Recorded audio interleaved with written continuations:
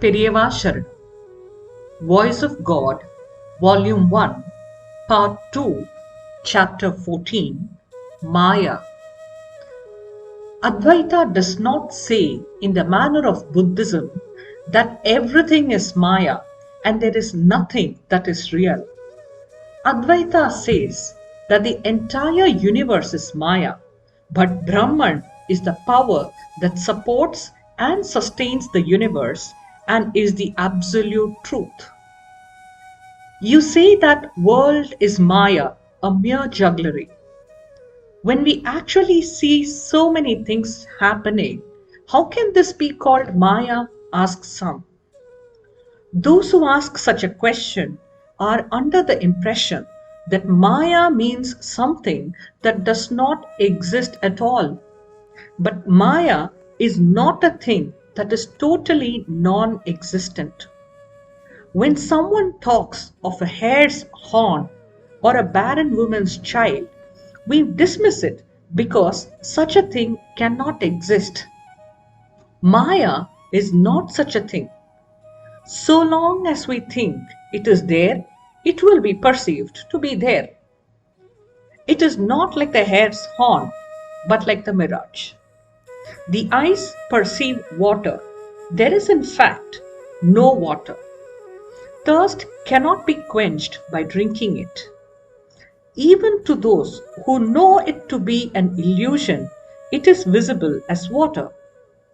In the same manner, it is said that even to jnanis who have realized that the world is Maya, it is visible. But they are aware that it is not a permanent reality.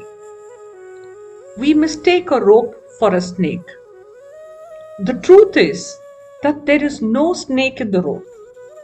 Even then, so long as it is thought to be a snake, the non-existent snake creates as much fear and perturbation as a real snake.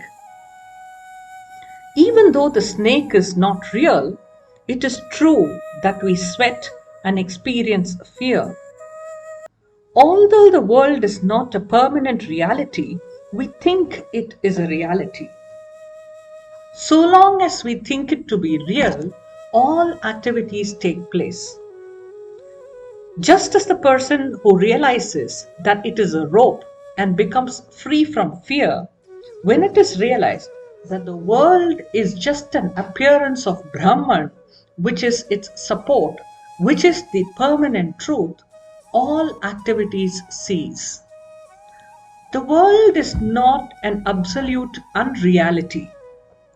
It is an appearance till true knowledge dawns. Just as the dream looks real as long as one remains in the dream state, and the whole thing disappears when one wakes up from the dream, so long as we stepped in ignorance, the world appears to be real, but when we get awakened by true knowledge, the world disappears.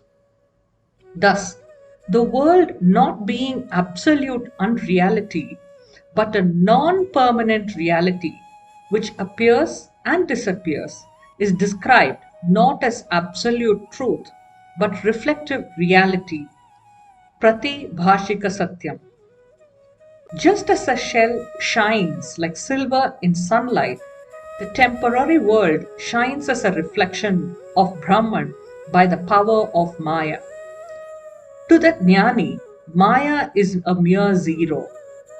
But the one who has not attained true knowledge, not become a jnani, thinks that he is a number by himself and puts the zero by its side.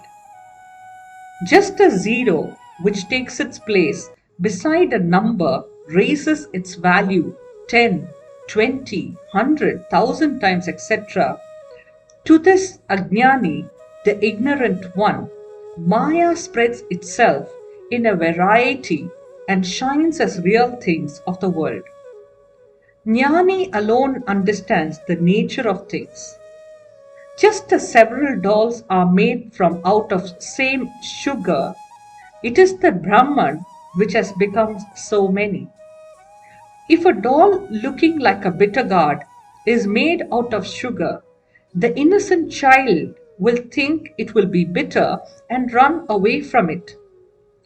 The doll, which has the appearance of a bitter thing, is in fact sugar only. True Jnani knows that this entire universe is only Brahman, which is of the nature of bliss. What we think is bitter is sweet to him. What is dark to us is light to him. What is day to us is night to him, says Lord Krishna. The light that is Brahman is itself darkness to us. Maya, which is really darkness, appears to us as light. It might be asked, how is this possible?